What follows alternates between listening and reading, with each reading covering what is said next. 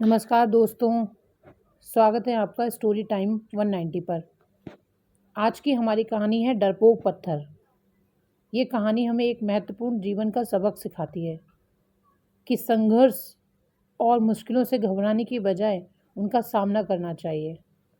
अगर आपको हमारी कहानियाँ पसंद आती हैं तो कृपया हमारे चैनल को सब्सक्राइब करें और बेल आइकन दबाना ना भूलें ताकि आपको हर नई कहानी की जानकारी मिल सके।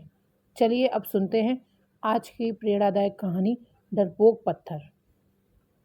बहुत पहले की बात है, एक शिल्पकार मूर्ति बनाने के लिए जंगल में पत्थर ढूंढने गया।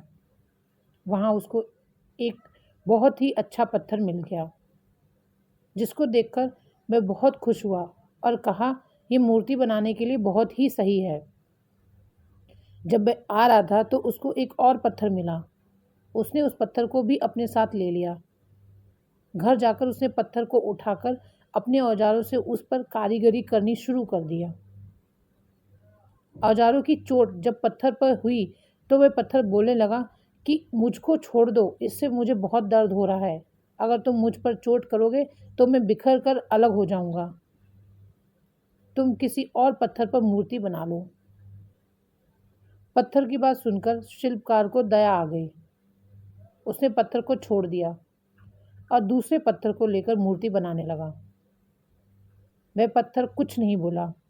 कुछ समय में शिल्पकार ने उस पत्थर से बहुत अच्छी भगवान की मूर्ति बना दी। गांव के लोग मूर्ति बनाने के बाद उसको लेने आए। उन्होंने सोचा कि हमें नारियल फोड़ने के लिए एक और पत्थर की जरूरत होगी। उन्होंने वहां रखे वह पहले पत्थर को भी अपने साथ ले लिया। मूर्ति को ले जाकर उन्होंने मंदिर में सजा दिया और उसके सामने उसी पत्थर को रख दिया। अब जब भी कोई व्यक्ति मंदिर में दर्शन करने आता तो मूर्ति को फूलों से पूजा करता, दूध से स्नान कराता और उस पत्थर पर नारियल फोड़ता था। जब लोग उस पत्थर पर नारियल फोड़ते तो बहुत परेशान होता था, उसको दर्द होता था और वह चिल्लाता, लेकिन कोई उसकी सुनने वाला नहीं था। उस पत्थर ने मूर्ति बने पत्थर से बात करी और कहा कि तुम तो बड़े मजे से हो। लोग तो तुम्हारी पूजा करते हैं, तुमको दूध से स्नान कराते हैं और लड्डुओं का प्रसाद चढ़ाते हैं, लेकिन मेरी तो किस्मत ही खराब है। मुझ पर लोग नारियल फोड़ कर जाते हैं। इस पर मूर्ति बने पत्थर ने कहा कि जब शिल्पकार तुम पर कारीगरी कर रहा था, यदि तुम उस समय उसको नहीं रोकते तो आज मेरी जगह तुम होते, लेकिन तुमने आसान रास्ता चुन लिया, इसलिए अभी तुम दुख उठा रहे हो। उस पत्थर को मूर्ति बने पत्थर की बात समझ आ गई थी। उसने कहा कि अब से मैं भी कोई शिकायत नहीं करूँगा। इसके बाद लोग आकर उस पर नारियल फोड़ते, नारियल टूटने से उस पर भी नारियल का पानी गिरता और अब लोग मूर्ति का प्रसाद का भोग लगाकर उस पत्थर पर रखने लगे। सीख, इससे क्या सीख मिलती है? हमें कभी भी कठिन परिस्थितियों से घबराना नहीं चाहिए।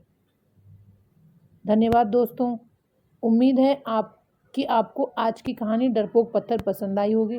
इस कहानी से हमें ये सीखने को मिलता है कि यदि हम चुनौतियों से भागते हैं तो हमें सिर्फ नुकसान होता है, जबकि अगर हम मेहनत और दर्द सहते हुए आगे बढ़ते हैं तो सफलता ज़रूर मिलती है।